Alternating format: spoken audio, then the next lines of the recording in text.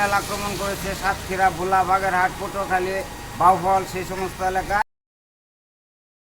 সুপ্রিয় নকলাবাসী, আমি এই মুহূর্তে দাঁড়িয়ে আছি শেরপুর জেলা নকলা উপজেলা নকলা পৌরসভার প্রাণকেন্দ্রে চন্দ্রকোনা নকলা সড়কের উপর। এখানে গতকালকে রাত 8টার পর থেকেই সারা রাত্রিব্যাপী শুধু বাতাস বয়ে চলেছে, সাথে ফোঁটা ফোঁটা বৃষ্টি। কিন্তু আজকে সকাল থেকে বৃষ্টি এবং বাতাস উভয়ই প্রকোপ বৃদ্ধি পেয়েছে। রিমেল চুয়াডাঙ্গা, সাতক্ষীরা, বাগেরহাট, মংলা, পটুয়াখালী, পিরোজপুর, ভোলার উপর দিয়ে যে রিমেল ঝড়টি প্রবাহিত হয়েছে আজকে সকাল 10টায় তা বিরতি নিয়েছে। কিন্তু আমাদের এখানে তার প্রভাব এসে পড়েছে শেরপুর জেলার নকলা উপজেলার উপর দিয়ে।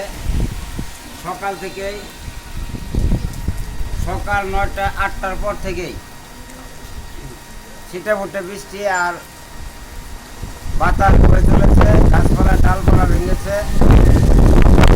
রাস্তায় জনগণের যাতায়াত কিছুটা কম, মানে 1/4 ভাগ যাতায়াত আছে যাত্রী সাধারণ এবং অটো পরিবহনগুলি কম।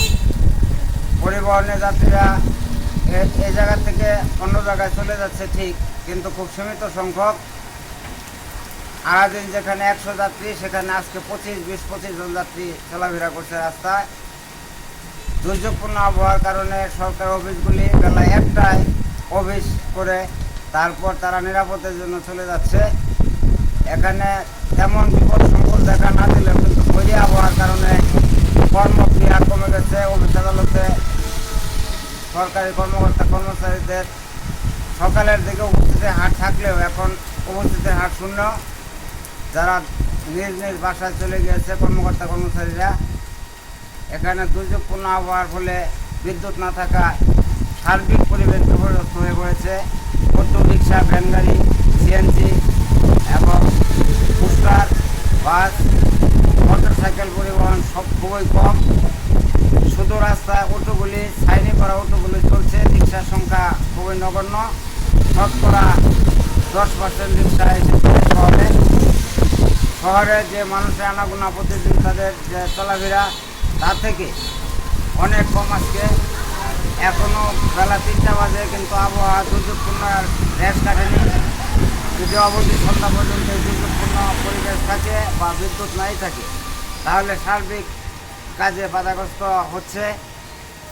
আমরা শুনতে পাচ্ছি যে গত পরশু দিন রিমেল আক্রমণ করেছে সাতক্ষীরা, ভোলা, বাগেরহাট, পটুয়াখালী, বাউফল, সেই সমস্ত এলাকায়। আজকে সকাল 10টায় সেখানে শেষ হলেও আমাদের এখানে শুরু হয়েছে আজকে সকাল 8টার পরে। সারাদিন দুর্যোগপূর্ণ পরিবেশ। রাস্তায় খালি পায়ে হেঁটে কোথাও যাওয়া যাচ্ছে না। যাত্রী ছাউনি যারা ছায়া করা পরিবহনগুলি রয়েছে, অটো, ভ্যান গাড়ি, ঠেলা গাড়ি, এগুলি কোনো কিছু চলছে না। শুধু ছাউনি, সিএনজি এবং ব্যাটারি চালিত অটো রিক্সাগুলি বিভিন্ন জায়গায় চলে যাচ্ছে। বাসে করে যাত্রীরা খুব কম সংখ্যক ঢাকায় যাচ্ছে। যেখানে প্রতিদিন 100 বাস শেরপুর থেকে ঢাকা প্রবেশ করে, সেখানে আজকে 20 থেকে 30টি বাস সারাদিনে প্রবেশ করেছে। আমরা চাই এই দুর্যোগপূর্ণ আবহাওয়া থেকে মানুষ নিরাপদে চলে যাক এবং যেন গাছ পড়ে কোনো যানমালের ক্ষতি না হয়, কোনো কাঁচা ঘরবাড়ির ক্ষতি না হয়।